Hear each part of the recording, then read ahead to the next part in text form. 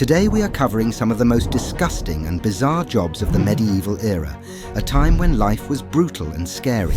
Hygiene was poor, money was scarce, diseases were rampant, and if you stepped out of line, the punishment was cruel. And toilets? Those were still in the future.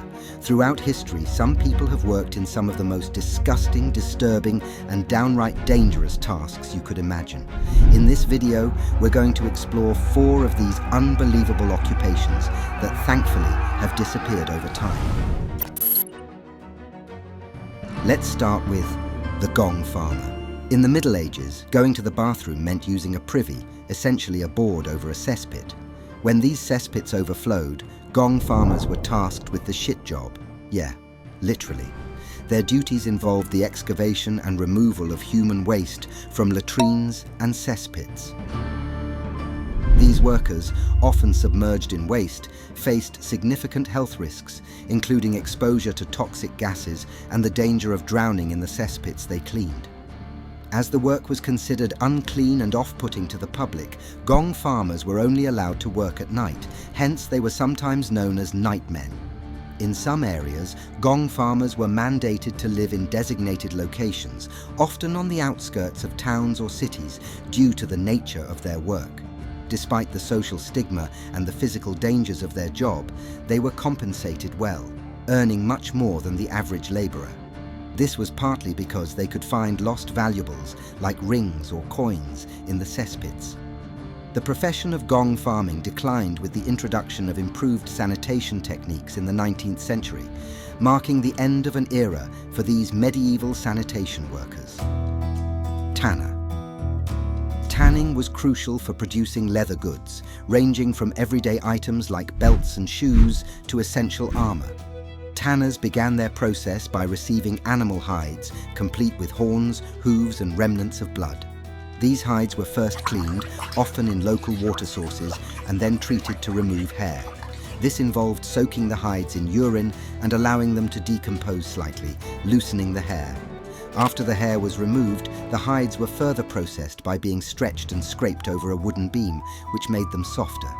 To achieve the final product, the hides were then preserved in a mixture of urine, water, and wood bark, a process that could extend over months or even a full year to reach the desired texture and color. The process was not only time-consuming and physically demanding, but also emitted a foul odor, making the tanner's profession one of the least desirable, despite the indispensable products they created. The executioner played a crucial role in administering capital punishment, performing tasks such as hanging and beheading. They were authorized to carry out executions through official warrants, which protected them from accusations of murder. Different methods of execution were used depending on the crime, with hanging typically reserved for thieves, and more severe punishments like breaking on the wheel or burning at the stake for grave offenses. Decapitation was a common sentence for a range of crimes, but traitors faced the most brutal punishment of being hanged, drawn, and quartered, underscoring the gravity of their crimes against society. Execution duties were not their only tasks. Due to the infrequency of capital punishment, many executioners also had secondary roles. They worked as knackers, dealing with animal carcasses, and sometimes took on responsibilities like controlling gaming houses or maintaining cleanliness by cleaning latrines and cesspools. They often lived on the margins of society, sometimes even isolated at the town's edge, and their work could run within families. The Pleague Bearer.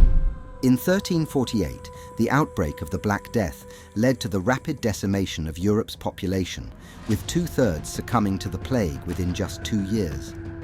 Grim task of managing the countless dead fell to the plague bearers, identifiable by rags tied around their faces to mask the stench of death as they navigated through ravaged communities.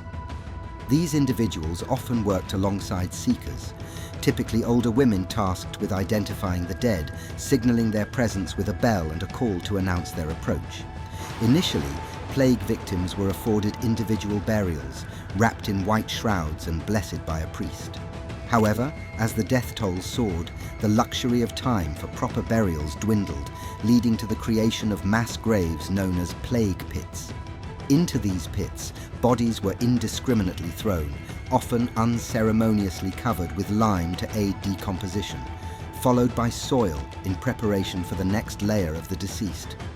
This role, though miserable and dangerous, was essential during one of history's darkest periods. How relieved are you to be part of the modern world? Share your thoughts in the comments below. Thanks for watching.